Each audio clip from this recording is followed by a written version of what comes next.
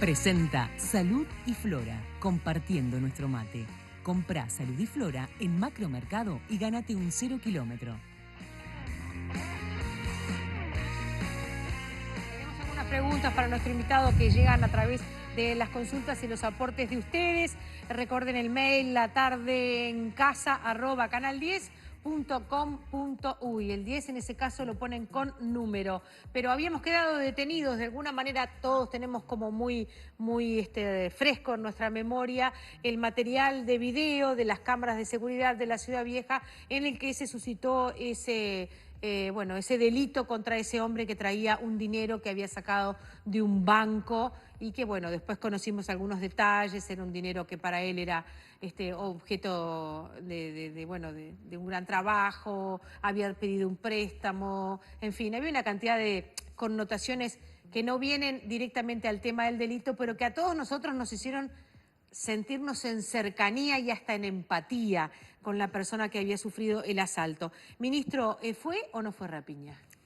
Bueno, hay un proceso en el cual se va a determinar si fue o no fue rapiña. Lo que yo puedo decir es que dos personas fueron las que agredieron a este hombre, le pegaron, lo tiraron al piso, lo que todos vimos en la televisión. Las personas que vienen por detrás. Por detrás. De Bien. esas dos personas, uno es un adolescente de 17 años que inmediatamente fue sometido a la justicia y el juez de adolescentes dispuso su privación de libertad por el delito de rapiña. La otra persona que agredió directamente no está identificada y por lo que tengo entendido hasta ahora no está identificado. Quiero destacar que las imágenes que se mostraron son en su mayoría imágenes de las cámaras del Club Hebraica que está allí, no son de cámaras policiales. Ajá.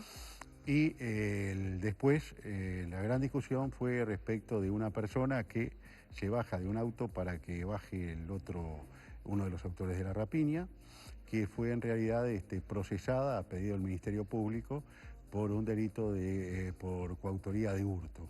Este es un tema técnico muy complicado, inclusive han habido posteriormente algunas declaraciones sobre el punto del superior jerárquico de la fiscal, pero lo concreto es que la jueza lo que hizo fue procesar por coautoría, creo, de hurto a esta persona. Y después hay una tercera persona que fue detenida, pero que fue puesta en libertad porque no se recabaron pruebas, que era quien conducía el vehículo. Esa es la situación. Nosotros cuando salimos en una conferencia de prensa, sí, lo que pretendimos fue demostrar a través de las propias imágenes qué era lo que había pasado con cada quien. Y entonces, de esas personas que participaron en el delito, que son las dos personas que agreden, esta tercera persona que baja del vehículo, quien manejaba el vehículo y alguien de la moto que aparentemente saca a la persona, saca a los autores del lugar, es decir, en realidad fueron identificados la persona que se bajó del vehículo, un adolescente que está privado de libertad y no se pudo acreditar la responsabilidad de la persona que era titular dominial del vehículo, que no se sabe si esa persona estaba adentro o no, porque no habían pruebas. Ahora, eso derivó en un enfrentamiento de declaraciones que a veces a uno le cuesta entender, porque la gente preocupada por el tema de la inseguridad puede decir la culpa de la justicia, la culpa de la policía, eso es otro tema, pero cuando uno ve que el Poder Judicial y el Poder Ejecutivo o el Ministerio del Interior se enfrentan o sostienen visiones distintas, es como que se peleen papá y mamá, o sea, estamos en problemas. La gente siente que la indefensión es todavía mayor, pero ¿cómo que no se ponen de acuerdo? ¿Cómo es que dice una jueza que no fue rapiña cuando en realidad era impensable que le sacaran la plata a un hombre mayor sin infligirle violencia, ¿no? Repito, nadie está discutiendo que fue una rapiña. El cuestionamiento es sobre el procesamiento de una persona en un proceso que empezó hace 2 meses, que va a tener su devenir y donde una sentencia definitiva va a determinar realmente cuál fue la tipificación. Yo francamente no entiendo por qué se generó la discusión que se generó por una cosa que es con natural a los procesos judiciales, que es las diferencias que puede haber en el marco de ese proceso entre la defensa, el fiscal y el juez sobre, por ejemplo, en este caso, una tipificación. Yo creo que estas polémicas no le hacen bien a la gente la hacen sentir insegura. Jamás la Corte va a aparecer promoviendo una polémica de este tipo.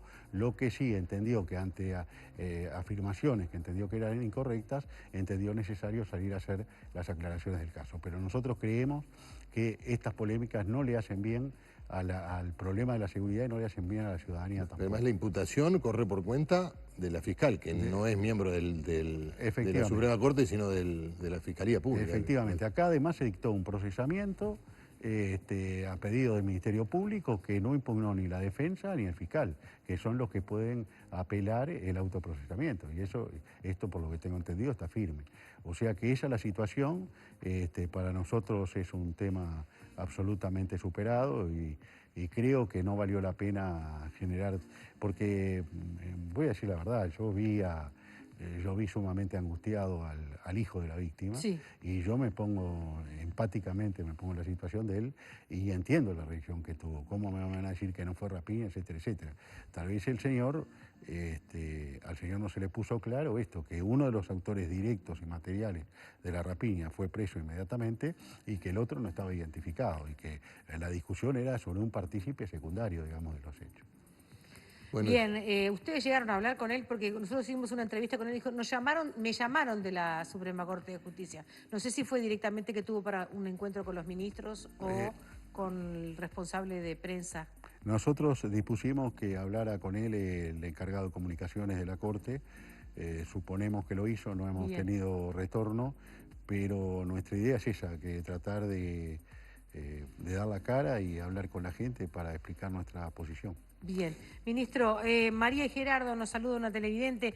Le consulta al doctor presidente de la Suprema Corte. ¿Estos cambios en el derecho penal de los que se habla abarcan también a la violencia específicamente en el caso contra mujeres e hijos? No, y menores, dice, perdón. Bien, este cambio procesal es procesal penal respecto a las causas que se siguen contra adultos y tiene que ver con la forma como se investigan y se procesan y se toman decisiones respecto a la responsabilidad de los delitos y la eventual aplicación de pena.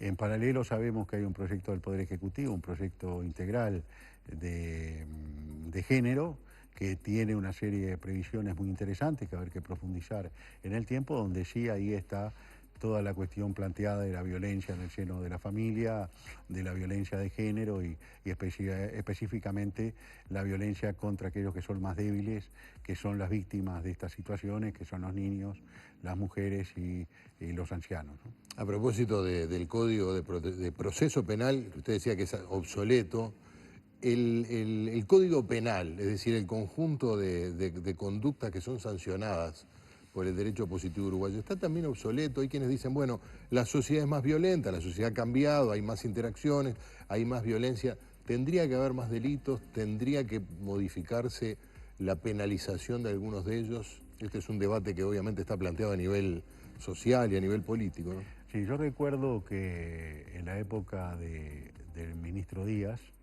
se aprobó la denominada ley de humanización carcelaria, donde en los artículos finales se disponía la creación de una comisión para reformar el Código Penal, una comisión para reformar el Código del Proceso Penal y una comisión para reformar, en la 19055 se creó una comisión para reformar el Código de la Niñez y Adolescencia en la parte penal. Las dos comisiones primeras terminaron su trabajo. La del Código del Proceso Penal, con el resultado que todos conocemos. La del Código Penal demoró mucho el estudio en la Comisión de Diputados, que era donde estaba. Sobre fines del año pasado fue a la aprobación del plenario de diputados con la idea de aprobarlo a tapa cerrada después en el Senado, y ahí hubieron una serie de cuestionamientos de organismos defensores, sobre todo los derechos de las mujeres, porque entendía que ese proyecto de reforma del Código Penal no se había ayornado en todo lo que había sido la evolución de la cuestión de género y que decían conservaba algunas normas, sobre todo en materia de delitos sexuales, que demostraban una concepción machista, digamos así. Eso fue para atrás, quedó de replantearse, no sabemos en qué estado está, si hay algún escenario en el cual se estén discutiendo los cambios, pero yo lo que no tengo dudas es que conviene hacer un estudio, un Código Penal que es del año 34, y sobre todo conviene hacer un estudio del sistema penal uruguayo de manera holística, es decir, no solo la parte procesal, sino también la parte de fondo. ¿Por qué? Porque ¿qué es lo que vemos permanentemente? El sistema carcelario, por ejemplo. Ese es otro tema, pero es decir, si yo permanentemente estoy, y esta es la discusión que hoy se está dando a nivel del sistema político, si yo continuamente estoy toqueteando los códigos porque quiero aumentar penas, porque quiero inventar delitos, es decir, en este país, por ejemplo, es un delito el que compra un socio para una mutualista cuando se abre el corralito del FONASA. Eso, es decir, es insólito. Se sanciona a la persona que está en el negocio de comprar un socio cuando quien le paga a esa persona para que haga el negocio, que es la mutualista, no recibe ni siquiera una sanción administrativa. Entonces, pongo ese ejemplo como muchos. Claro, entonces hay una cantidad de casos en los cuales hay que racionalizarlo el sistema penal. Y un código tiene una relación de causa-efecto, por ejemplo, entre la sanción del homicidio, la sanción de la rapiña, la sanción de otros delitos. Si yo, porque estoy afectado, porque prolifera X cantidad de delitos, le aumento la pena, por ejemplo, el abigeato, le aumento la pena muchísimo, es decir, estoy generando un desequilibrio y una inconsistencia en el código. Claro. Entonces, acá lo que hay que sentarse es decir, bueno, nos ponemos de acuerdo y por 10 años estos son los tipos penales que vamos a aplicar. ¿Pero eso todavía falta? ¿O? Tengo entendido que falta porque yo no he oído que haya un proyecto alternativo a aquel de la comisión, que recuerdo que había presidido el doctor Cairoli.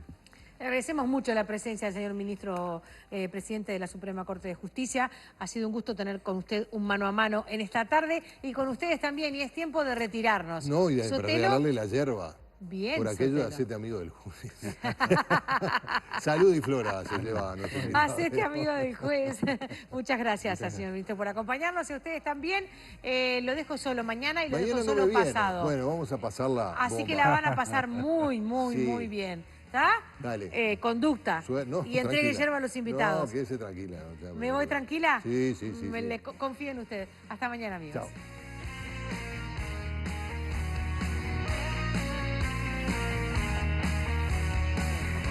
Presentó Salud y Flora, compartiendo nuestro mate.